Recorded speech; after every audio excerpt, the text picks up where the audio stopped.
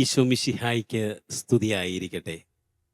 വീണ്ടും ഒരിക്കൽ കൂടി ക്രിസ്തുരാജന്റെ തിരുനാൾ ആഘോഷത്തിന് ഒരുക്കമായി ധ്യാന ചിന്തകളിലൂടെ ആരാധന ശുശ്രൂഷയിലൂടെ നിങ്ങളുടെ മുമ്പിൽ ഞാൻ നിൽക്കുമ്പോൾ ദൈവത്തിന് ഞാൻ നന്ദി പറയുകയാണ്. നമ്മളെല്ലാവരും ക്രിസ്തുരാജന്റെ തിരുനാൾ ആഘോഷിക്കുവാനായിട്ടുള്ള ഒരു വെമ്പൽ കൊണ്ട് നിൽക്കുന്ന അവസ്ഥയിലാണ്. നമുക്കെല്ലാവർക്കും ഒത്തിരി ഉത്സാഹമാണ്. കാരണം ചെറുപ്പം മുതലേ ഏറ്റവും ഇഷ്ടപ്പെടുന്ന ഒരു ആഘോഷം എന്ന് പറയുന്നത് കുട്ടികളെ സംബന്ധിച്ചിടത്തോളം ക്രിസ്തുരാജന്റെ തിരുനാളാണ്. ഒരുപക്ഷെ എനിക്കറിയില്ല നിങ്ങൾക്കും അതേ വികാരമാണോ എന്ന്. എൻ്റെ ചെറുപ്പത്തിലൊക്കെ ക്രിസ്തുരാജന്റെ തിരുനാളിൽ വിദ്യാലയത്തിൽ നിന്ന് വേദപാഠ ക്ലാസ്സിൽ നിന്നും ജയ് വിളിച്ചുകൊണ്ട് പള്ളിയിലേക്ക് വരുന്ന ആ രംഗം ഒരിക്കലും മറക്കുവാൻ സാധിക്കുകയില്ല. കർത്താവിന് വേണ്ടി ജയ് വിളിക്കുന്ന കൊച്ചു കുട്ടികളുടെ വികാരം ഇപ്പോഴും എൻ്റെ മനസ്സിൽ ഇങ്ങനെ വരികയാണ്. അതുകൊണ്ട് തന്നെ ഈ ഒരു തിരുനാൾ ആഘോഷത്തിന് ഒരു ചെറിയ ആകർഷണമുണ്ട്. ഒരു മാറ്റത്തിൻ്റെ അല എപ്പോഴും നമുക്ക് കാണുവാൻ സാധിക്കും. അതുകൊണ്ട് തന്നെ ഈ ഒരു ആഘോഷം, ഈ ഒരു തിരുനാൾ വളരെ വ്യത്യസ്തതയുള്ള ഒരു തിരുനാളാണ്. അങ്ങനെ തന്നെയാണ് കഴിഞ്ഞ എപ്പിസോഡുകളിൽ നമ്മൾ ധ്യാനിച്ചതും. രാജാക്കന്മാരിൽ വ്യത്യസ്തതകൾ ഉളവാക്കുന്ന രാജാതിരാജനാണ് ക്രിസ്തുരാജൻ എന്നുള്ളതാണ് നമ്മൾ ധ്യാനിച്ചു കൊണ്ടിരുന്നത്. നമ്മൾ ക്രിസ്തുരാജനെ കുറിച്ച് ധ്യാനിക്കുമ്പോൾ അവൻ്റെ രാജ്യത്തെക്കുറിച്ച് നമ്മളൊന്ന് ചിന്തിക്കേണ്ടതല്ലേ? പിലാത്തോസ് അവനോട് ചോദിച്ചു, കർത്താവിനോട് ചോദിച്ച ചോദ്യം, നീ യഹൂദരുടെ രാജാവാണോ എന്നാണ്. അപ്പോൾ അതിന് മറുപടിയായിട്ട് കൊടുത്തതിൽ എൻ്റെ രാജ്യം ഐഹികമല്ല എന്ന് പറയുമ്പോൾ കർത്താവ് തൻ്റെ രാജ്യത്തെക്കുറിച്ചുള്ള വ്യക്തമായിട്ടുള്ള ഒരു ഘടനയും രൂപവും പുറത്ത് പ്രഖ്യാപിക്കുകയാണ്. അങ്ങനെയെങ്കിൽ ഇന്ന് നമ്മൾ ധ്യാനമാക്കുന്നത് കർത്താവിൻ്റെ രാജ്യത്തിലേക്കുള്ള ഒരു ധ്യാന ചിന്തയാണ്. കർത്താവിൻ്റെ രാജ്യത്തെക്കുറിച്ച് വിചിന്തനം ചെയ്യുമ്പോൾ, നമ്മൾ ഏതൊരു രാജ്യത്തെക്കുറിച്ച് ചിന്തിക്കുമ്പോൾ ആദ്യം രാജ്യത്തെ അറിയുവാനുള്ള ഏക മാർഗം എന്ന് പറയുന്നത് അതിൻ്റെ ഭരണഘടനയാണ്. ഇന്ത്യക്ക് ഒരു ഭരണഘടനയുണ്ട്. ആ ഭരണഘടന അനുസരിച്ചായിരിക്കും അവിടെയുള്ള ജനങ്ങൾ ജീവിക്കുകയും അവർ സംരക്ഷിക്കപ്പെടുകയും ചെയ്യുക. നമുക്കുള്ള ഭരണഘടനയോർത്ത് നമ്മൾ ദൈവത്തിന് മുമ്പിൽ നന്ദി പറയാറുണ്ട്. ആ ഭരണഘടന കർത്താവിൻ്റെ മുമ്പിൽ നമുക്ക് സധൈര്യം വിളിച്ചു പറയുവാൻ പറ്റും. ഇന്ത്യക്കാരെ സംരക്ഷിക്കുന്ന ഒരു ഭരണഘടനയാണ്. അതുപോലെ തന്നെ ഇത്തരത്തിലൊരു ചോദ്യം ഞാൻ ചോദിക്കട്ടെ, കർത്താവിൻ്റെ രാജ്യത്തിൽ ഒരു ഭരണഘടനയുണ്ടോ? അങ്ങനെ ഒരു ഭരണഘടന ഉണ്ടെങ്കിൽ ആ ഭരണഘടന എന്താണ് എന്നുള്ളത് വ്യക്തതയോട് തിരിച്ചറിയുവാൻ നിങ്ങളെ ഞാൻ ഈ വചന വിചിന്തനത്തിലേക്ക് ക്ഷണിക്കുകയാണ്. ക്രിസ്തുരാജന്റെ രാജ്യത്തിലെ ഭരണഘടന മനസ്സിലാക്കണമെങ്കിൽ നമ്മൾ യാത്ര ചെയ്യേണ്ടത് വിശുദ്ധ ലൂക്കായുടെ സുവിശേഷത്തിലേക്കാണ്. വിശുദ്ധ ലൂക്കായുടെ സുവിശേഷം 15-ാം അധ്യായത്തിലാണ് ഒരു കോൺസ്റ്റിറ്റ്യൂഷണൽ പാസേജ് എന്ന് വിളിക്കുവാൻ പറ്റുന്ന ഭരണഘടന വിളിച്ചോതുന്ന വിധത്തിൽ കർത്താവിൻ്റെ യഥാർത്ഥമായിട്ടുള്ള തത്വങ്ങൾ ഉൾക്കൊള്ളുന്ന ഒരു സുവിശേഷ ഭാഗം. അതിൽ 3 ഉപമകളാണ് പ്രതിപാദിച്ചിട്ടുള്ളത്. ഒന്ന്, നഷ്ടപ്പെട്ട ആടിനെ കണ്ടെത്തുന്ന ആട്ടിടയൻ. 2, നഷ്ടപ്പെട്ട നാണയത്തെ തിരഞ്ഞു കണ്ടുപിടിക്കുന്ന സ്ത്രീ. 3, ധൂർത്തപുത്രന്റെ തിരിച്ചുവരവ് വിളിച്ചോതുന്ന ഉപമ. ഇങ്ങനെ 3 ഉപമകൾ ചേർത്ത് വയ്ക്കുന്ന ലൂക്കായുടെ സുവിശേഷത്തിലെ 15-ാം അധ്യായത്തിലുണ്ട്.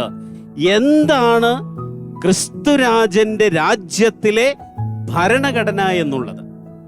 നമുക്ക് പടിപടിയായി കർത്താവിൻ്റെ ഈ രാജ്യത്തിൻ്റെ ഭരണഘടനയിലേക്ക് പല്ലിറങ്ങാം. അതിലൊന്നാമത്തേത് നഷ്ടപ്പെട്ട ആടിനെ തിരഞ്ഞു കണ്ടുപിടിക്കുന്ന ആട്ടിടയന്റെ മുഖമാണ്. പ്രിയമുള്ളവരെ, നമ്മൾ വിശുദ്ധ ലൂക്കായുടെ സുവിശേഷം വായിക്കുമ്പോൾ 15-ാം അധ്യായത്തിലെ 1 മുതലുള്ള തിരുവചനങ്ങളിൽ 100 ആടുകൾ ഉണ്ടായിരിക്കെ അതിലൊന്ന് നഷ്ടപ്പെട്ടു കഴിഞ്ഞാൽ ആ ഒരാടിനെ കണ്ടെത്തുവോളം തിരയുന്ന ആട്ടിടയന്റെ മുഖത്തെ പറ്റിയാണ് വർണ്ണിച്ചിട്ടുള്ളത്. നമ്മൾ ഇതിൽ ധ്യാനമാക്കേണ്ട ചിലതുണ്ട്. ഒന്ന്, 100 ആടുകൾ ഉണ്ടായിരിക്കെ ഒന്നിൻ്റെ പിറകെ, നഷ്ടപ്പെട്ടതിൻ്റെ പിറകെ പോകുമ്പോൾ കാണാതെ പറയാതെ പറയുന്ന മറ്റൊരു സത്യമുണ്ട്.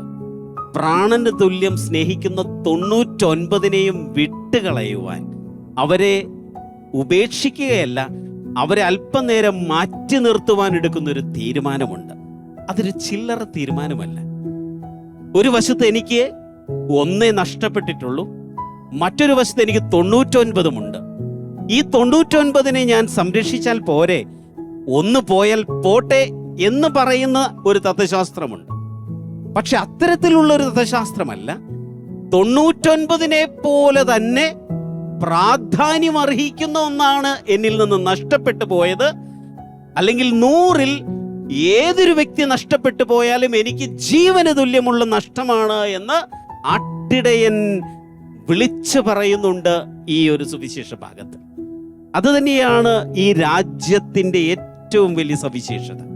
ക്രിസ്തുവിൻ്റെ രാജ്യത്തിലെ അംഗങ്ങൾക്ക് ഏറ്റവും അർഹതപ്പെട്ട സുരക്ഷിതത്വം നൽകുവാൻ ആട്ടിടയനായ ക്രിസ്തു, രാജാതിരാജൻ ആഗ്രഹിക്കുന്നുണ്ട്, സ്വപ്നം കാണുന്നുണ്ട് എന്നുള്ളതാണ് നമ്മൾ ആദ്യം തിരിച്ചറിയേണ്ടത്.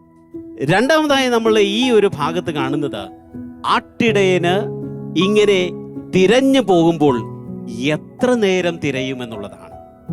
നമ്മളൊക്കെ ഒരു കാര്യം നഷ്ടപ്പെട്ട് കഴിഞ്ഞാൽ ഒരു ദിവസം നമ്മളൊന്ന് കിണഞ്ഞ് പരിശ്രമിക്കും അതിനൊന്ന് കണ്ടെത്താൻ വേണ്ടി. പിന്നെ നമ്മൾ അങ്ങനെ വേർത്തൊലിച്ച് കഷ്ടപ്പെട്ടിട്ട് അവസാനം പറയുന്ന ഒരു ഡയലോഗുണ്ട്, ഇനി അത് പോട്ടെ, ബാക്കിയുള്ളതിനെ നമുക്ക് ചേർത്ത് പിടിക്കാം. അങ്ങനെ പറയുന്ന ഒരു ഡയലോഗുണ്ട്. അത് മാനുഷികമായ തലത്തിൽ നിന്ന് ചിന്തിക്കുമ്പോൾ അങ്ങനെ നമുക്ക് പറയുവാൻ സാധിക്കുകയുള്ളൂ. പക്ഷേ രാജാതിരാജനെ വ്യത്യസ്തത ഉളവാക്കുന്ന ഒരു രാജാവാക്കി മാറ്റുന്നുണ്ടെങ്കിൽ അതിൻ്റെ കാരണമെന്ന് പറയുന്നത്, സുവിശേഷ ഭാഗം പറയുന്നു, കണ്ടുവിട്ടുവോളം വരെ അവൻ തിരയുന്നു എന്നുള്ളതാണ്. അതായത് അവൻ തിരച്ചിൽ നിർത്തുന്നില്ല. അവൻ എന്നാണോ കണ്ടു കിട്ടുന്നത് അന്ന് വരെ, ആ നിമിഷം വരെ തിരഞ്ഞുകൊണ്ടിരിക്കും. എന്ന് വെച്ചാൽ തിരച്ചിൽ അവസാനിക്കുന്നില്ല, അവനു വേണ്ടി ഞാൻ തിരഞ്ഞുകൊണ്ടേയിരിക്കുമെന്നുള്ളൊരു തീരുമാനമാണ്. അതാണ് രണ്ടാമത് നമ്മെ ആകർഷിപ്പിക്കുന്ന ഒരു ഗുണം. ഈ രാജ്യത്തിലെ ഒരു വ്യക്തിയെ പോലും അവൻ കൈവിടില്ല, അവൻ മുറുകെ പിടിക്കും, അവന്റെ പിറകെ ഉണ്ടാകും. അവൻ തിരിച്ചു വരുവോളം, അവനെ തിരികെ കിട്ടുവോളം പുറകെ വരുന്ന ഒരു രാജാതിരാജന്റെ മുഖമാണ് നമ്മൾ അവിടെ കാണുക. ഇനി മൂന്നാമതൊരു കാര്യം, കണ്ടു കിട്ടിക്കഴിഞ്ഞാൽ, ചെറുപ്പത്തില് അപ്പൻ്റെ അമ്മയുടെയൊക്കെ ശ്രദ്ധ വെട്ടിച്ചുകൊണ്ട് കളിക്കാൻ പോകുന്ന ഒരു പതിവ് നമുക്കെല്ലാവർക്കും. നമ്മൾ ചെറുപ്പത്തിൽ എത്രയോ കളിക്കളത്തിലേക്ക് അങ്ങനെ പോയിട്ടുണ്ട്. പക്ഷെ അപ്പൻ്റെ അമ്മയുടെ ഒരു വരവുണ്ട്, പുറകിലൊരു ചൂരൽ വടിയും പിടിച്ചുകൊണ്ട്. ആ വരുന്ന വരവിൽ നമുക്കറിയാം നമ്മളെ തിരികെ പൂമാലയിട്ട് കൊണ്ടുപോവില്ല. നമ്മൾ ഒത്തിരി സന്തോഷത്തോടുകൂടി മോനെ എന്ത് പറ്റി എന്ന് ചോദിച്ചുകൊണ്ട് കൊണ്ടുപോകില്ല. പൊരിഞ്ഞ തല്ല് തന്നുകൊണ്ട് തന്നെയായിരിക്കും വീട്ടിലേക്ക് കൊണ്ടുപോവുക. എന്ന് വെച്ചാൽ നഷ്ടപ്പെട്ടു പോയ ഒരു വ്യക്തിയെ തിരികെ കിട്ടുമ്പോൾ മാനുഷികമായ നയനങ്ങളിൽ നമ്മൾ കാണുന്നത് ഒരു ശിക്ഷ തന്ന് നടത്തിക്കൊണ്ടുപോയി ബാക്കി ഞാൻ വീട്ടിൽ ചെന്നിട്ട് തരാമെന്ന് പറയുന്ന ഒരു അപ്പൻ്റെ മുഖമാണ് നമ്മുടെ മനസ്സിലേക്ക് ഓർമ്മ വരിക. പക്ഷേ ഇവിടെ നമ്മളെ കർത്താവായ ക്രിസ്തുവിനെ വ്യത്യസ്തതയുള്ള ഒരു രാജാവാക്കി മാറ്റുന്നതിൻ്റെ ഒരു പ്രധാന കാരണം, സുവിശേഷം പറയുന്നു, നഷ്ടപ്പെട്ടു പോയ ഈ ആടിനെ കണ്ടുവിട്ടോളം തിരഞ്ഞ് അതിനെ കണ്ടെത്തിയാൽ എങ്ങനെയാണ് തിരികെ കൊണ്ടുപോവുക? നടത്തിക്കൊണ്ടല്ല, തോളിലേറ്റിക്കൊണ്ടാണ് പോവുക. ഈ തോളിലേറ്റിക്കൊണ്ടുപോവുക എന്ന് പറഞ്ഞാൽ അതിലെല്ലാം അടങ്ങിയിട്ടുണ്ട്. പാവം മനസ്സ് വേദനിച്ചിട്ടുണ്ടാവും, ഭക്ഷണം കിട്ടിയിട്ടുണ്ടാവില്ല, എൻ്റെ സ്നേഹം കിട്ടിയിട്ടുണ്ടാവില്ല, അലഞ്ഞു തിരിഞ്ഞ് വേദനാതിപ്പെട്ട് നിരാശയിൽപ്പെട്ടു പോയിട്ടുണ്ടാകും. അതിൻ്റെ എല്ലാ വിഷമങ്ങളും അകറ്റുന്ന ഒന്നാണ് തിരികെ തോളിലേറ്റിക്കൊണ്ടുവരുന്ന പ്രൗഢിയോടുകൂടിയുള്ള രാജാതിരാജന്റെ ഒരു വരവ്. ഒരാത്മാവിനെ തിരിച്ചു കിട്ടുമ്പോൾ കർത്താവായ ക്രിസ്തുവിനുണ്ടാകുന്ന മനോഭാവമാണ് തോളിലേറ്റിക്കൊണ്ടുവരുന്ന കുഞ്ഞാടെന്നുള്ളത് നമ്മളെ ഇന്ന് ഓർമ്മപ്പെടുത്തുകയാണ്. നീയും ഞാനും നഷ്ടപ്പെട്ട ആത്മാവായി മാറുന്നുണ്ടെങ്കിൽ അതിൻ്റെ പിന്നിൽ വേദനിക്കുന്ന കർത്താവ് അലഞ്ഞു തിരിഞ്ഞ് എനിക്ക് വേണ്ടി നടക്കുന്നുണ്ട്. എന്നെ കണ്ടുകിട്ടിയാൽ തോളിലേറ്റി തിരികെ കൊണ്ടുപോകും, അവിടെ ചെന്നാൽ സന്തോഷിക്കുമെന്ന് പറയുന്ന രാജാതിരാജന്റെ മുഖമാണ് ഈ തിരുനാൾ ആഘോഷത്തിലേക്ക് നമ്മെ ക്ഷണിച്ച് നമ്മെ ധ്യാനിപ്പിക്കുവാനായിട്ട് പ്രചോദിപ്പിക്കുക. പ്രിയമുള്ളവരെ, ഇതാണ് ആദ്യത്തെ ഉപമ നമ്മെ പഠിപ്പിക്കുന്നത്. ഈ രാജ്യത്തിലെ ഒരംഗം പോലും നഷ്ടപ്പെട്ടു പോകുവാൻ ഈശോ അനുവദിക്കില്ല. ഒരാളെപ്പോലും നഷ്ടപ്പെട്ടു പോകുവാൻ അനുവദിക്കില്ല എന്ന് മാത്രമല്ല, കണ്ടുവിട്ടുവോളം അവനു വേണ്ടി തിരഞ്ഞുകൊണ്ടേയിരിക്കുന്ന ഒരു രാജാവ് നമുക്കുണ്ട്. അവസാനം നമ്മളെല്ലാവരും തോളിലേറ്റി ആനന്ദത്തോടുകൂടി സന്തോഷത്തോടുകൂടി തിരിച്ചു വരുന്ന ഒരു രാജാവും നമുക്കുണ്ട്. രണ്ടാമത്തെ ഒരു ഭാഗമുണ്ട് ഈ ലൂക്കാ സുവിശേഷകന്റെ 15-ാം അധ്യായത്തിൽ. എന്താണ് രണ്ടാമത്തെ ഭാഗം? നഷ്ടപ്പെട്ടു പോയ നാണയത്തിന്റെ ഉപമയാണ്. 10 നാണയങ്ങൾ ഉണ്ടായിരിക്കെ അതിലൊന്ന് നഷ്ടപ്പെട്ടു പോയാൽ എന്താ സംഭവിക്കുക? വീണ്ടും അതേ ചോദ്യം, 9 നാണയമില്ലേ? പിന്നെ എന്തിനു വേദനിക്കുന്നു? ഒന്നല്ലേ പോയതുള്ളൂ. പക്ഷേ ചിലരൊക്കെ പറഞ്ഞ വചന വിചിന്തനങ്ങൾ എൻ്റെ മനസ്സിലേക്ക് കയറി വരികയാണ്. യഹൂദരുടെ പശ്ചാത്തലത്തിൽ പല സ്ത്രീകളും വിവാഹത്തിന് അണിഞ്ഞിരുന്ന മാലകളിൽ 10 നാണയങ്ങൾ ഉണ്ടായിരിക്കെ അതിലൊന്ന് നഷ്ടപ്പെട്ടു പോയാൽ താലിമാല നഷ്ടപ്പെട്ടതിന് സമമെന്ന വിധത്തിൽ വിശ്വസ്തത നഷ്ടപ്പെട്ടെന്നുള്ള അതിവെമ്പൽ കൊണ്ട് അതിനെ തിരഞ്ഞു പിടിക്കുവാൻ വേണ്ടി ആ സ്ത്രീ വീടായ വീട് മുഴുവനും തിരഞ്ഞു നടക്കുമെന്നുള്ളതാണ് സുവിശേഷകൻ രേഖപ്പെടുത്തുന്നതിന്റെ പിന്നിൽ. അങ്ങനെയെങ്കിൽ ആ സ്ത്രീ തിരഞ്ഞു പിടിക്കുവാൻ, ഈ നാണയത്തെ കണ്ടുപിടിക്കുവാൻ ആവിലായിൽ അമ്മ ത്രേസ്യ നൽകുന്ന മനോഹരമായിട്ടുള്ള ഒരു വിചിന്തനമുണ്ട്. 2 ഉപകരണങ്ങളാണ് ആ സ്ത്രീ ഉപയോഗിച്ചത്. എന്താണ് ആ 2 ഉപകരണങ്ങൾ? ഒന്ന് കത്തിച്ച വിളക്ക്, മറ്റൊന്ന് അവിടെ എല്ലാം അടിച്ചു വാരി എന്നുകൂടി പറയുന്നുണ്ട്. നമുക്കറിയാം, ചൂല് തന്നെ ആയിരിക്കാം, അല്ലെങ്കിൽ ചൂല് പോലെയുള്ള മറ്റെന്തെങ്കിലും. അങ്ങനെ കത്തിച്ച വിളക്കും ചൂലുമായി ഈ സ്ത്രീ എല്ലായിടങ്ങളിലും തിരയുകയാണ് നഷ്ടപ്പെട്ടു പോയ നാണയത്തെ കണ്ടുപിടിക്കാൻ. ആവിലായിൽ അമ്മ ത്രേസ്യ പറയുന്നത്, നമ്മുടെയൊക്കെ ജീവിതം ഒരു കാസിലാണ്, ഒരു കോട്ടയാണ്. ആ കോട്ടയ്ക്കുള്ളിൽ ദൈവത്തിൻ്റെ സാന്നിധ്യമുണ്ട്, ദൈവത്തിൻ്റെ മുഖമുണ്ട്. പക്ഷെ ആ ദൈവത്തിൻ്റെ മുഖം എപ്പോൾ നഷ്ടപ്പെടുന്നുവോ അപ്പോൾ നമ്മൾ ഈ നഷ്ടപ്പെട്ട നാണയത്തിൻ്റെ ഉപമയിൽ അവസ്ഥയിലാകും. ആ നഷ്ടപ്പെട്ട നാണയം എന്ന് പറയുന്നത് ദൈവത്തിൻ്റെ സാന്നിധ്യമാണ്. നമ്മൾ അതിനെ തിരഞ്ഞു കണ്ടുപിടിക്കണം. എങ്ങനെയാണ് നഷ്ടപ്പെട്ട എൻ്റെ ഹൃദയത്തിലെ ദൈവത്തെ തിരിച്ചു സ്ഥാപിക്കുവാൻ എനിക്ക് പറ്റുക? കയ്യിലൊരു ചൂലുണ്ടാകണം, കയ്യിലൊരു വിളക്കുമുണ്ടാകണം. എന്താണ് ചൂല്? കുമ്പസാരക്കൂടിനെ പ്രണയിക്കുന്നവനാണ് വിശുദ്ധിയുടെ പാതയിലേക്ക് നയിക്കപ്പെടുന്ന ഏതൊരു വിശ്വാസിയും തൻ്റെ ജീവിതത്തിൽ ഏന്തേണ്ട ആ ഉപകരണമാണ് വിശുദ്ധീകരിക്കപ്പെടുന്നതിൻ്റെ ഉപകരണം. മറ്റൊന്ന് കൗദാശിക ജീവിതം. ലോകത്തിൻ്റെ പ്രകാശമായ ക്രിസ്തുവിനെ തന്നെ പുണരുവാൻ എനിക്ക് സാധിച്ചാൽ, ഇത് രണ്ടും കൂടി ഒരുമിക്കപ്പെടുമ്പോഴാണ് യഥാർത്ഥത്തിൽ എൻ്റെ ഹൃദയത്തിൽ വീണ്ടും ദൈവത്തിൻ്റെ മുഖം പതിയുകയുള്ളൂ. ഇതാണ് ആവിലായിൽ അമ്മ ത്രേസ്യ ഈ മനോഹരമായ സുവിശേഷ ഭാഗത്തെക്കുറിച്ച് നൽകിയ വിചിന്തനം. ക്രിസ്തുരാജിന്റെ തിരുനാൾ ആഘോഷിക്കുമ്പോൾ ക്രിസ്തുരാജൻ ചോദിക്കുന്ന ചോദ്യം ഇത് തന്നെയാണ്: നിന്റെ ആത്മാവിൽ, നിന്റെ ഹൃദയത്തിൽ രാജാതിരാജനായ യേശു ക്രിസ്തുവിന്റെ സാന്നിധ്യമുണ്ടോ, വിശുദ്ധിയുണ്ടോ എന്നുള്ളത് തന്നെയാണ് ചോദ്യം. വിശുദ്ധിയുടെ മുഖമില്ല എങ്കിൽ അതിനെ തിരികെ കണ്ടുപിടിക്കാൻ നീ ഓടുക, കുമ്പസാരക്കൂട്ടിലേക്ക് നീ ഓടുക, കൗദാശിക ജീവിതത്തെ പ്രണയിക്കുക, ദിവസവും ദിവ്യബലിയിൽ സംബന്ധിക്കുക, ദിവസവും പ്രാർത്ഥിക്കുക, വചനം വായിക്കുക, ജപമാല ചൊല്ലി പരിശുദ്ധ അമ്മയുടെ കരം പിടിക്കുക, വിശുദ്ധരുടെ മാധ്യസ്ഥം തേടുക, മാലാഖമാരുടെ സാന്നിധ്യം തിരിച്ചറിയുക. പ്രിയമുള്ളവരെ, നമ്മുടെ ഹൃദയത്തിൻ്റെ ഉള്ളിൽ നിന്ന് രാജാതിരാജന്റെ സാന്നിധ്യം ഇല്ലാതായി പോയിട്ടുണ്ട് എങ്കിൽ അതിനെ തിരികെ പിടിക്കുവാനുള്ള ഒരു ഭാഗമായി ഈ ഒരു അവസ്ഥ, നഷ്ടപ്പെട്ട നാണയത്തിൻ്റെ ആ സ്ത്രീയെ പോലെ നമ്മളായി മാറണമെന്നുള്ളതാണ്. പ്രിയമുള്ളവരെ, ഭരണഘടനയെ പറ്റിയാണ് നമ്മൾ വിചിന്തനം ചെയ്യുന്നത്. എന്താണ് ഇവിടെ നമുക്ക് നൽകുന്ന സന്ദേശം? ഇവിടെ നമുക്ക് നൽകപ്പെടുന്ന സന്ദേശം വിശുദ്ധിയുള്ള അംഗങ്ങളാണ് ഈ രാജ്യത്തിലെ ഓരോ വ്യക്തിയും. ക്രിസ്തുരാജന്റെ രാജ്യത്തിലെ അംഗങ്ങൾക്ക് നെഞ്ചോട് ചേർത്ത് വയ്ക്കുവാൻ പറ്റിയ അലങ്കാരത്തിന്റെ പേരാണ് വിശുദ്ധി എന്നുള്ളത്. വിശുദ്ധിയുള്ളവരാണ് ദൈവരാജ്യത്തിലെ, ക്രിസ്തുരാജന്റെ രാജ്യത്തിലെ അംഗങ്ങൾ എന്ന് പറയുമ്പോൾ നമ്മൾ ക്ഷണിക്കപ്പെടുന്നത് വിശുദ്ധിയുടെ നിറകുടങ്ങളാകാനാണ്. ഏറ്റവും അവസാനമായി മൂന്നാമത്തെ ഒരു ഉപമ, അത് ധൂർത്തപുത്രന്റെ ഉപമയാണ്. ധൂർത്തപുത്രന്റെ ഉപമയെക്കുറിച്ച് പറയുമ്പോൾ ആവിലായിൽ അമ്മ ത്രേസ്യ ആ ഒരു സുവിശേഷ ഭാഗത്തെ പറ്റി ഇപ്രകാരം പഠിപ്പിക്കുകയാണ്: 7 പടികളിലൂടെ യാത്ര ചെയ്താണ് പാപത്തിന്റെ പടുകുഴിയിലേക്ക് ധൂർത്തപുത്രൻ ചെന്ന് വീണത്. എന്നാൽ അവൻ തിരികെ കർത്താവിന്റെ അടുക്കിലേക്ക്, തൻ്റെ സ്വന്തം പിതാവിന്റെ അടുക്കിലേക്ക് തിരികെ പോയതും 7 പടികൾ ചവിട്ടിയാണ്. അങ്ങനെയെങ്കിൽ പാപത്തിലേക്ക് ഒരു മനുഷ്യൻ ചെന്ന് പതിക്കുന്നതും പാപത്തിൽ നിന്ന് ഉയരുന്നതും 7 പടികളിലൂടെ ഇറങ്ങുകയും കയറുകയും ചെയ്തു എന്നുള്ളത് ഈ സുവിശേഷ ഭാഗം ധ്യാനമാക്കിക്കൊണ്ട് ആവിലായിൽ അമ്മ ത്രേസ്യ പഠിപ്പിക്കുകയാണ്. ഞാൻ അതിലേക്കൊന്ന് വിരൽ ചൂണ്ടുകയാണ്.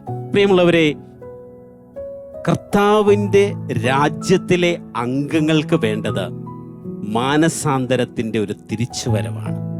മാനസാന്തരവും അനുതാപവും അത്യന്താപേക്ഷിതമാണ് ഈ രാജ്യത്തിലെ അംഗങ്ങൾക്ക് എന്ന് വിളിച്ചോതുന്നൊരു ഭരണഘടനയാണ് ക്രിസ്തുരാജന്റെ തിരുനാൾ നമ്മെ പഠിപ്പിക്കുക. അങ്ങനെയെങ്കിൽ എന്താണ് ധൂർത്തപുത്രനെ പടുകുഴിയിലേക്ക് വീഴിച്ചത്? ഒന്നാമത് അവനെക്കുറിച്ചുള്ള ചിന്തകളാണ്. അവനെക്കുറിച്ചുള്ള ചിന്തകളും അവനെക്കുറിച്ചുള്ള ആഗ്രഹവുമാണ് ആദ്യത്തേത്. രണ്ടാമത് അവൻ്റെ സ്വാർത്ഥതയാണ്. എനിക്കെന്തൊക്കെ നേടാൻ പറ്റും അതെല്ലാം ഞാൻ നേടും.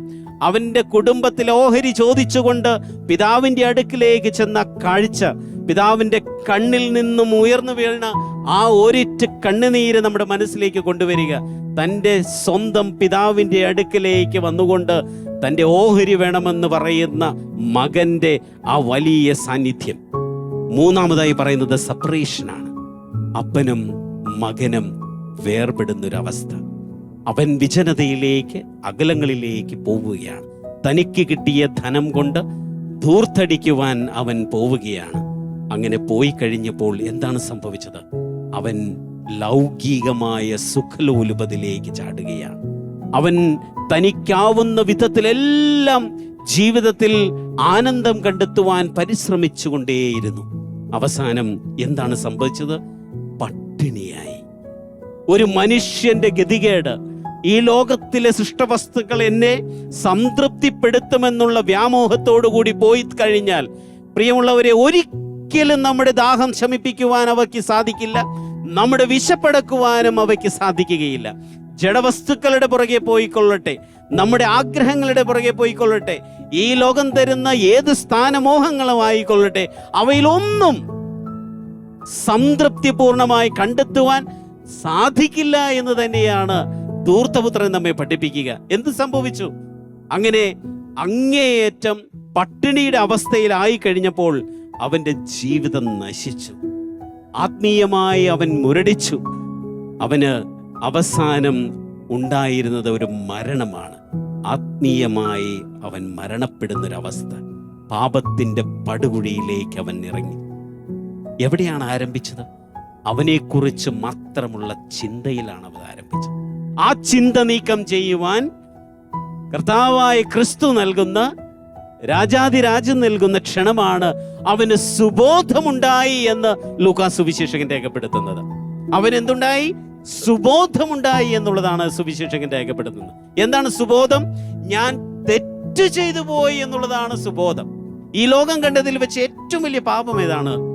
ഈ ലോകം കണ്ടതിൽ വെച്ചിട്ടുള്ള ഏറ്റവും പാപം, ബെനഡിക്റ്റ് പാപ്പ പറഞ്ഞത് ഇപ്രകാരമാണ്: the lack of the sense of sin.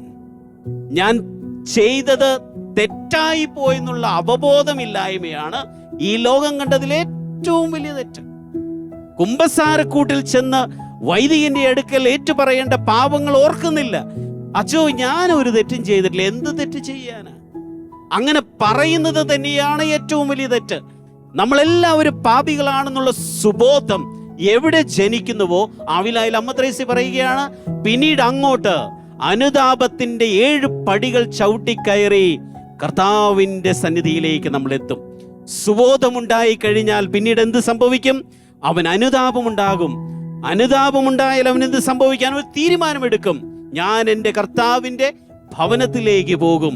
അങ്ങനെ ഒരു തിരിച്ചുവരവുണ്ടാകും. ആ തിരിച്ചുവരവ് വന്നു കഴിയുമ്പോൾ എന്താണ് സംഭവിക്കുക? ഒരു റീയൂണിയൻ, ഒരു കണ്ടുമുട്ടൽ സംഭവിക്കുകയാണ്. നഷ്ടപ്പെട്ടു പോയ ആടിനെ കണ്ടെത്തുന്ന അതേ മനോഭാവത്തിൽ, നഷ്ടപ്പെട്ടു പോയ നാണയത്തെ കണ്ടെത്തുന്ന അതേ മനോഭാവത്തിൽ, കഷ്ടപ്പെട്ടു പോയ ആ പുത്രനെ കാണുമ്പോൾ ഇരു കൈകളും നീട്ടി മകനെ സ്വീകരിക്കുന്ന കണ്ടുമുട്ടലിന്റെ അനുഭവം, അവിടെ പുത്തനുടുപ്പുകൾ ധരിപ്പിക്കുകയാണ്. ആനന്ദത്തിന്റെ ഒരു നിമിഷവും ഭവനവുമായി അവിടെ മാറുകയാണ്. പ്രിയമുള്ളവരെ, 3 വചനഭാഗങ്ങളാണ് നമ്മൾ ധ്യാനിച്ചത്. നഷ്ടപ്പെട്ട കുഞ്ഞാടിനെ തോളിലേറ്റിക്കൊണ്ടുവരുന്ന രാജാതിരാജൻ, വിശുദ്ധിയുടെ നാണയം നഷ്ടപ്പെട്ട് കഴിയുമ്പോൾ ആ വിശുദ്ധിയാണ് നിന്റെ ജീവിതത്തിൽ എന്നെ ചേർത്ത് പിടിക്കുന്നതെന്ന് വിളിച്ചോതുന്ന രാജാതിരാജൻ, മാനസാന്തരത്തിലൂടെ കുമ്പസാരക്കൂട്ടിൽ മുട്ടുകുത്തി കണ്ണീരോടുകൂടി പ്രാർത്ഥിച്ചുകൊണ്ട് നീ എൻ്റെ അടുക്കിലേക്ക് വരുമ്പോഴാണ് എൻ്റെ യഥാർത്ഥമായ ദൈവരാജ്യത്തിലെ സൈന്യമായി, അണികളായി നിങ്ങൾ മാറുക. ഇതാണ് രാജാതിരാജൻ മുന്നോട്ട് വയ്ക്കുന്ന ഭരണഘടന. നമുക്കും തിരിച്ചറിയാം, രാജാതിരാജന്റെ തിരുനാൾ ആഘോഷിക്കുമ്പോൾ എൻ്റെ ജീവിതത്തിൽ ഒരു തിരിച്ചുവരവ് അനിവാര്യമാണ്. ഒരു കുമ്പസാരക്കൂട്ടിലേക്കുള്ളൊരു യാത്ര അനിവാര്യമാണ്. അതെല്ലാം ഉപരി എന്നെ സ്നേഹിക്കുന്ന കർത്താവിൻ്റെ മുഖം എൻ്റെ ഹൃദയത്തിൽ എന്നും ജ്വലിക്കണം. നഷ്ടപ്പെട്ടു പോയ പലതുമുണ്ട്, പല നാണയങ്ങളുണ്ട് എൻ്റെ ജീവിതത്തിൽ. വിശുദ്ധിയുടെ നാണയം ഏറ്റവും പ്രാധാന്യം അർഹിക്കുന്ന ഒന്നാണ്. നഷ്ടപ്പെട്ടു പോയിട്ടുണ്ടെങ്കിൽ നമുക്ക് തിരിച്ചു പിടിക്കണം. അവിടെയാണ് ക്രിസ്തുരാജന്റെ യഥാർത്ഥമായ രാജ്യത്തിലെ അംഗമാകുവാൻ എനിക്ക് സാധിക്കുകയുള്ളൂ. ഈ തിരുനാൾ ഏറ്റവും ഭംഗിയായിട്ട് ആഘോഷിക്കപ്പെടണമെങ്കിൽ ഇതൊരു ആഘോഷത്തെക്കാൾ ഉപരി ഇതൊരു ഓർമ്മപ്പെടുത്തലായിട്ട് മാറട്ടെ. എൻ്റെ കുടുംബത്തിലും എൻ്റെ ജീവിതത്തിലും ഇതൊരു ഓർമ്മപ്പെടുത്തലാകട്ടെ. രാജാതിരാജൻ കുരിശേന്തി നിൽക്കുമ്പോൾ നിന്നോട് ചോദിക്കുകയാണ്, കുരിശിനെ സ്നേഹിച്ച, ഞാൻ നൽകുന്ന സ്നേഹത്തിൻ്റെ തത്വശാസ്ത്രത്തെ സ്നേഹിച്ച, അങ്ങേയറ്റം മനുഷ്യത്വത്തിൻ്റെ മുഖമുള്ളവനായി, അതെല്ലാം ഉപരിയായി ദൈവരാജ്യത്തിലെ വലിയ ഭരണഘടന അനുശാസിക്കുന്ന വിധത്തിൽ കർത്താവിന് മുമ്പിൽ അനുതാപത്തോടുകൂടി തിരിച്ചു വരുവാനും വിശുദ്ധിയോടുകൂടി വ്യാപരിക്കുവാനും നമുക്ക് പരിശ്രമിക്കാം. എല്ലാവരെയും ഈ തിരുനാളിൽ ക്രിസ്തുരാജൻ അനുഗ്രഹിക്കട്ടെ എന്ന് പ്രാർത്ഥിക്കുന്നു, ആശംസിക്കുന്നു. തിരുനാളിൻ്റെ മംഗളങ്ങൾ സ്നേഹപൂർവ്വം നേരുകയും ചെയ്യുന്നു. ദൈവം അനുഗ്രഹിക്കട്ടെ.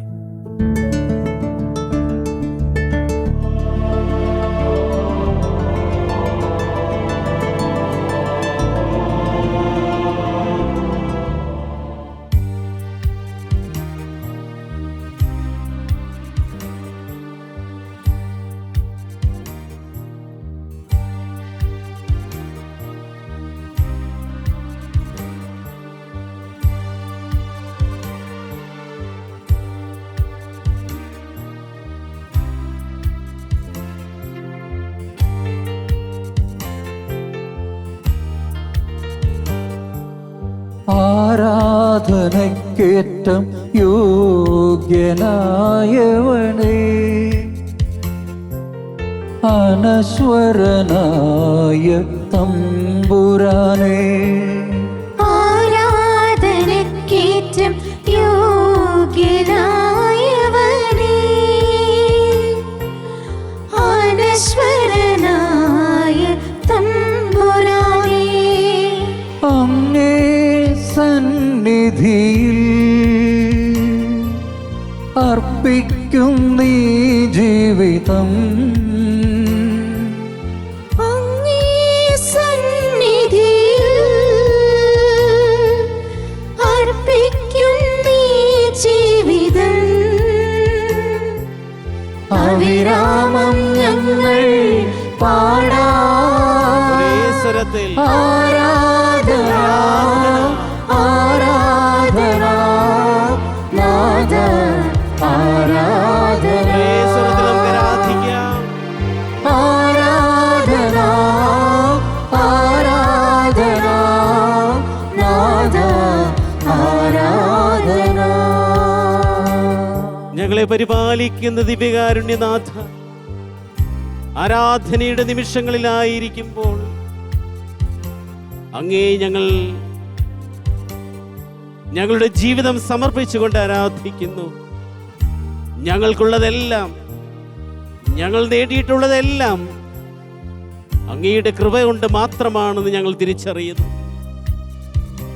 അങ്ങ് നൽകിയ എല്ലാ കൃപകളെയും ഓർത്ത് ദിവ്യകാരുണ്യനാഥ, രാജാതിരാജനായ യേശുവേ, അങ്ങേ ഞങ്ങൾ ആരാധിക്കുകയും സ്തുതിക്കുകയും മഹത്വപ്പെടുത്തുകയും ചെയ്യുന്നു.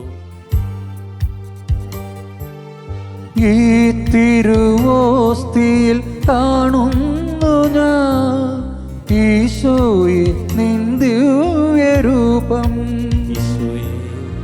ഈ തിരുവോസ്തിയിൽ കാണുന്നു ഞാൻ യേശുവേ നിൻ ദിവ്യരൂപം. ഈ കൊച്ചു ജീവിതമേകുന്നു ഞാൻ ഈ ബലി വേദിയിലെന്നും. ഈ കൊച്ചു ജീവിതമേകുന്നു ഞാൻ ഈ ബലിവേദി. ഉയർന്ന സ്വരത്തിൽ ആരാധിക്കാം. അതിമോദം ഞങ്ങൾ പാടാം. ആരാധന ആരാധന നാഥ ആരാധന. യേശുവേ ആരാധന. ആരാധന ആരാധന നാഥ ആരാധന. ഈ ആരാധനയുടെ നിമിഷങ്ങളിലായിരിക്കുമ്പോൾ അങ്ങയുടെ മുമ്പിൽ സമാനമായി തരുവാൻ ഞങ്ങൾക്ക് എന്താണുള്ളത്? അങ്ങയെ വേദനിപ്പിച്ച പാപങ്ങളല്ലയോ ഞങ്ങൾ സമ്മാനിക്കുന്നത്? അങ്ങയെ വേദനിപ്പിച്ച പാപത്തിന്റെ വഴികളല്ലയോ ഞങ്ങൾ സമ്മാനിക്കുന്നത്? കരുണയോടുകൂടി ഞങ്ങളെ വീക്ഷിക്കണമേ. ഞങ്ങളുടെ ജീവിതത്തിൽ വന്നുപോയ പാകപ്പിഴവുകളെ അങ്ങയുടെ തിരുരക്തത്താൽ കഴുകി വിശുദ്ധീകരിച്ച് ഈശോയെ ആരാധനയുടെ നിമിഷങ്ങളിൽ ഞങ്ങളിലേക്ക് ഇറങ്ങി വന്ന് ഞങ്ങൾക്ക് സൗഖ്യം പ്രദാനം ചെയ്ത് ഞങ്ങളെ നീ നെഞ്ചോട് ചേർത്ത് വെച്ച് പരിപാലിക്കണമേ. ഓരോ നിമിഷത്തിലെ എല്ലാ കൃപകളെയും സുഹൃതങ്ങളെയും പുണ്യങ്ങളെയും ഓർത്ത് അങ്ങേ ഞങ്ങൾ ഒരേ സ്വരത്തിൽ ആരാധിക്കുകയും മഹത്വപ്പെടുത്തുകയും 1000 നന്ദി അർപ്പിക്കുകയും ചെയ്യുന്നു.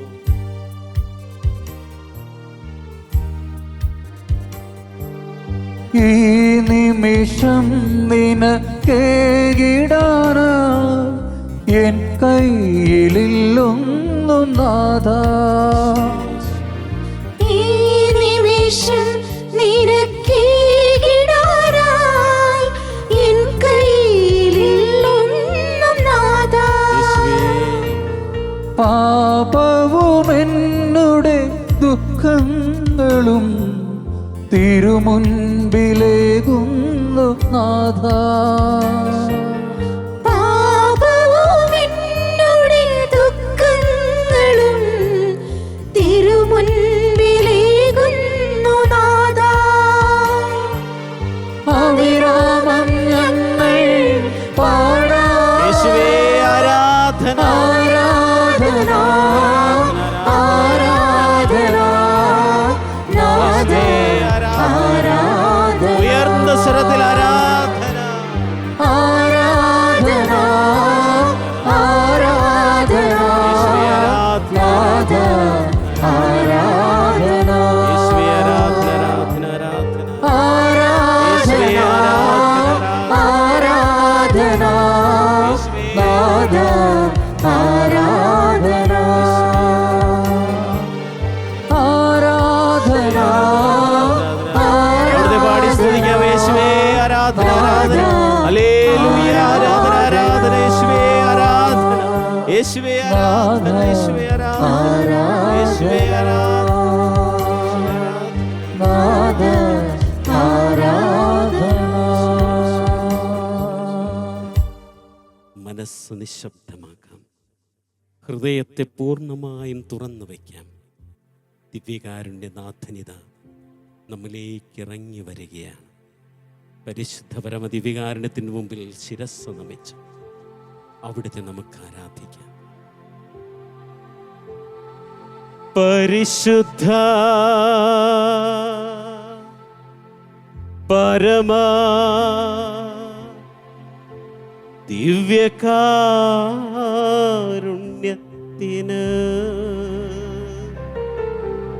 എന്നേരവും ആരാധനയും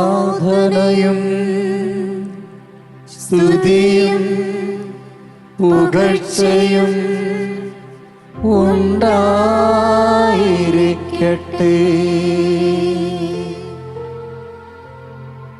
പരിശുദ്ധ പരമ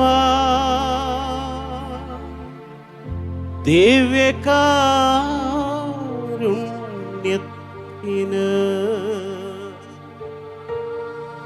എന്നേരവും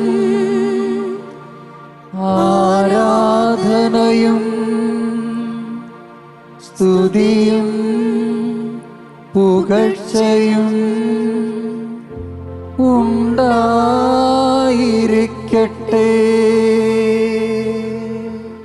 പരിശുദ്ധ പരമ ദിവ്യകാരുണ്യത്തിന്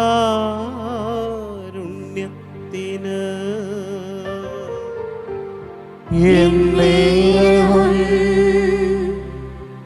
ആരാധനയും സ്തുതിയും പുകഴ്ചയും ഉണ്ടായിരിക്കട്ടെ.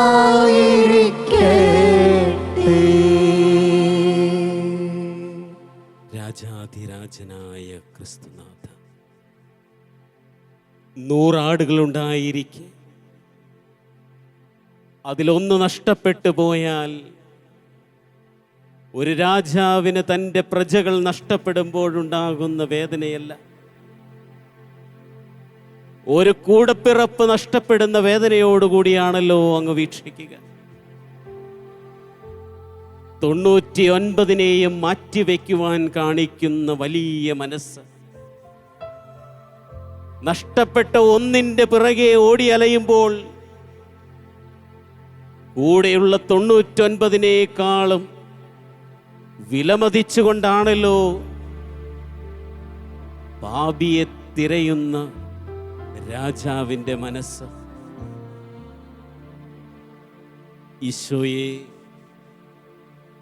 പാപത്തിൽ വീണുഴലുന്ന ആടിനെ കണ്ടുകിട്ടുവോളം തിരയുമെന്ന് വാഗ്ദാനം ചെയ്ത രാജാവേ, അന്വേഷിച്ചിട്ട് കാണാതെ പോയെങ്കിൽ മടങ്ങി വരുന്ന രാജാവല്ല, കണ്ടുകിട്ടുവോളം തിരയുന്ന രാജാവാണല്ലോ അവിടുന്ന്. കണ്ടുകിട്ടിയാലോ ശിക്ഷിക്കുകയോ നടത്തിക്കൊണ്ടുവരികയോ അല്ല, തോളിലേറ്റി സ്നേഹിച്ചുകൊണ്ടാണല്ലോ തിരികെ കൊണ്ടുവരുന്നത്. ദിവ്യകാരുണ്യനാഥ, ഞങ്ങളെ നയിക്കുന്ന രാജാതിരാജ, ഞങ്ങളെ നീ സ്പർശിക്കണം. ഒരിക്കലും അങ്ങിൽ നിന്ന് അകന്നു പോകുവാൻ നീ ഇടയാക്കല്ലേ. നഷ്ടപ്പെട്ടു പോയ നാണയം എൻ്റെ ആത്മാവിൻ്റെ വിശുദ്ധിയാണെന്ന് ഞാൻ ഇന്ന് തിരിച്ചറിയുന്നു. ഓരോ പാപം ചെയ്യുമ്പോഴും എൻ്റെ ജീവിതത്തിലെ വിശുദ്ധിയുടെ നാണയമാണല്ലോ ഞാൻ നഷ്ടപ്പെടുത്തുന്നത്. പാപങ്ങളോടുള്ള, തിന്മകളോടുള്ള ആസക്തിയിൽ വീണുഴലുമ്പോൾ എന്നെ തിരയുന്ന കർത്താവ്, എനിക്ക് വേണ്ടി ദാഹിക്കുന്ന രാജാവ് എൻ്റെ കൺമുമ്പിൽ ഇതാ എന്നും സന്നിഹിതനായി വസിക്കുന്നു. ഈശോയെ, അങ്ങിൽ നിന്നൊരിക്കലും അകലുവാൻ ഞങ്ങളെ അനുവദിക്കരുതേ. ധൂർത്തപുത്രൻ തൻ്റെ ഓഹരി വാങ്ങിച്ച് പന്നിക്കൂട്ടങ്ങൾക്കിടയിൽ തൻ്റെ ആത്മാവിനെ നശിപ്പിക്കും വിധം ലോകത്തിൻ്റെ ലൗകികതയിലേക്ക് വീണപ്പോൾ അവന് സുബോധമുണ്ടായെന്നാണല്ലോ സുവിശേഷം രേഖപ്പെടുത്തുന്നത്. ആ സുബോധം ഞങ്ങൾക്ക് നീ സമ്മാനിക്കണമേ. ഞാൻ പാപിയാണ്, ഞാൻ തെറ്റ് ചെയ്തു പോയി എന്ന് പറയുവാനുള്ള സുബോധം നീ ഞങ്ങൾക്ക് സമ്മാനമായി നൽകണമേ. കുമ്പസാരക്കൂട്ടിൽ 2 കൈകൾ വിരിച്ചുകൊണ്ട് സ്നേഹത്തോടുകൂടി നീ എപ്പോഴും എനിക്ക് വേണ്ടി കാത്തു നിൽക്കുന്നു എന്നുള്ള ബോധ്യം ഈശോയെ നീ എനിക്കെന്നും സമ്മാനിക്കണമേ. ഒരു നിമിഷം പോലും അങ്ങയെ കൂടാതെ എനിക്ക് ജീവിക്കുവാൻ സാധിക്കുകയില്ല എന്നുള്ള തിരിച്ചറിവ് നീ ഞങ്ങൾക്ക് നൽകണമേ.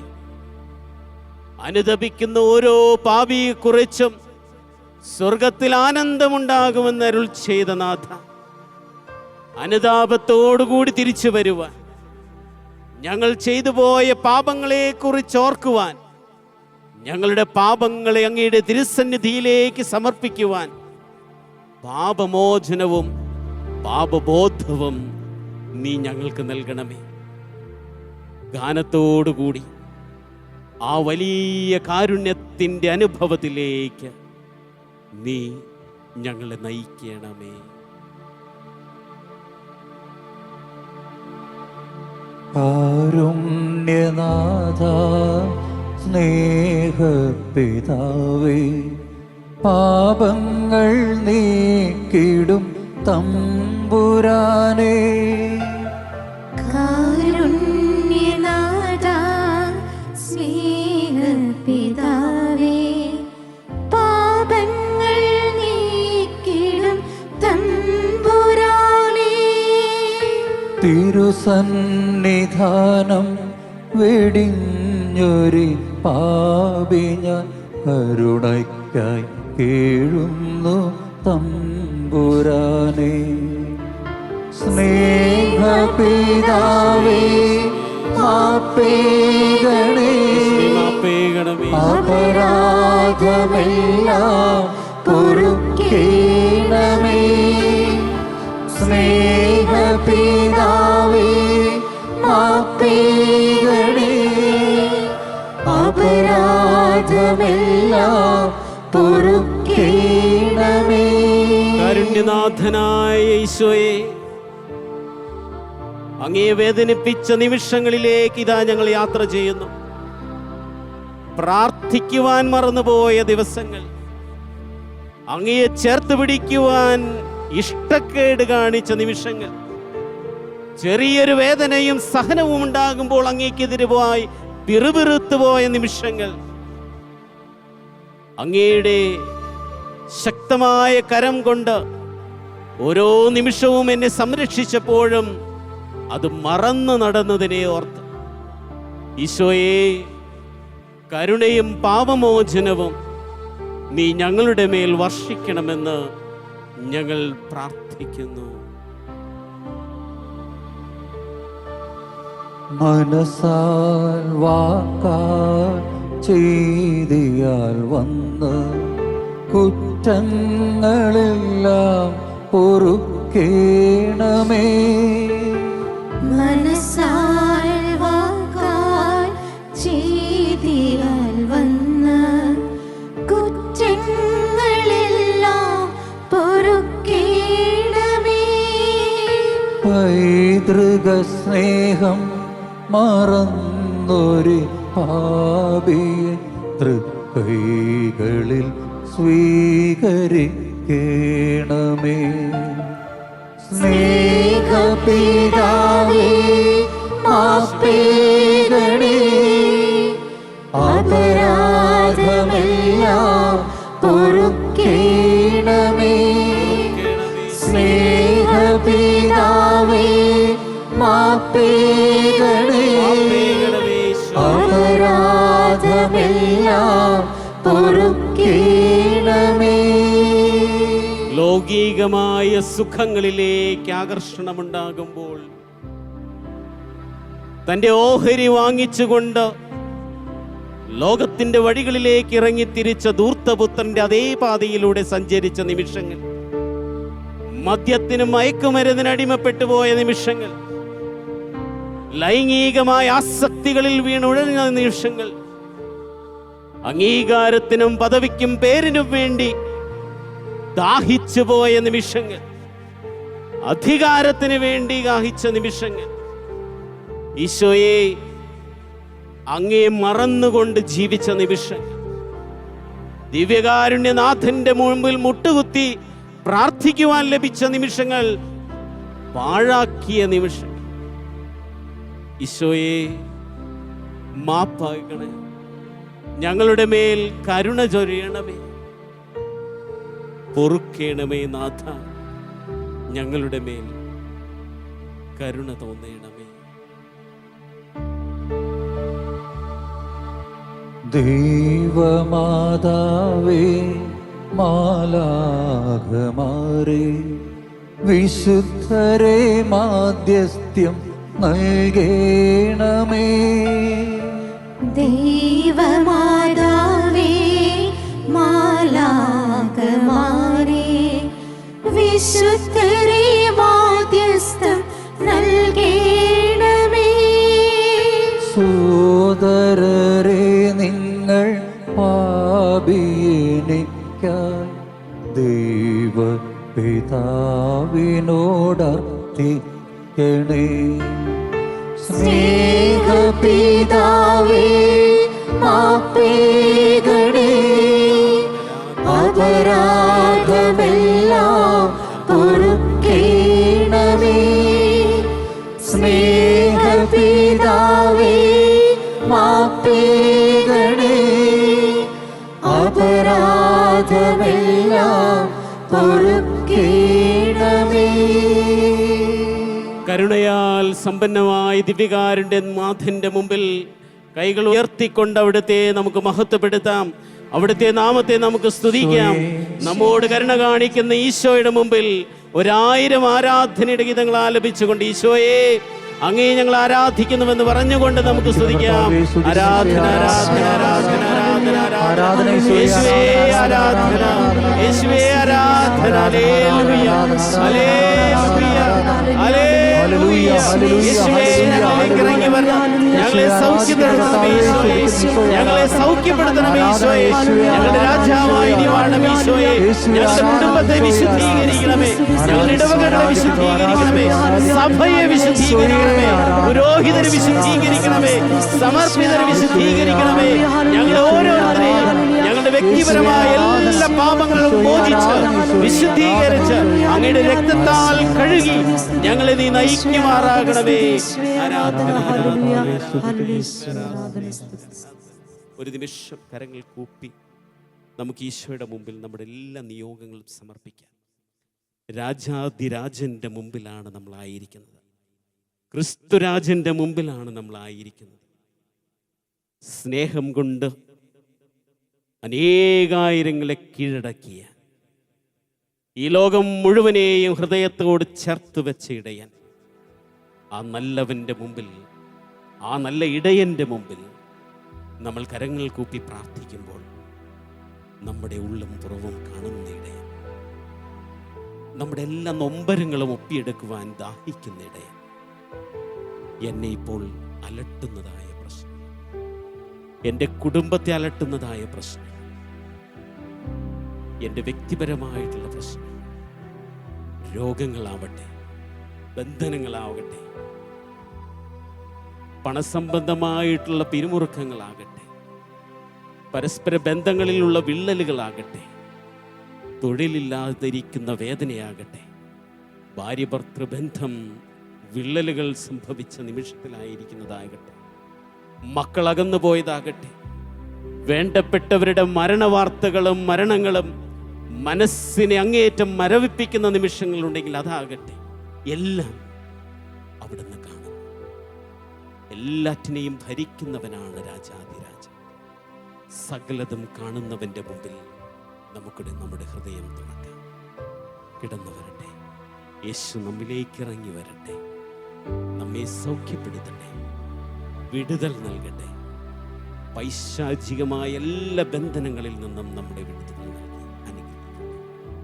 ഒരു നിമിഷം കരങ്ങൾ കൂപ്പി സമാപനാശീർവാദത്തിനായി നമ്മെ തന്നെ ഒരുക്കിക്കൊണ്ട് ഗാനം ആലപിച്ച് രാജാധിരാജന്റെ ആശീർവാദം നമുക്ക് സ്വീകരിക്കാം.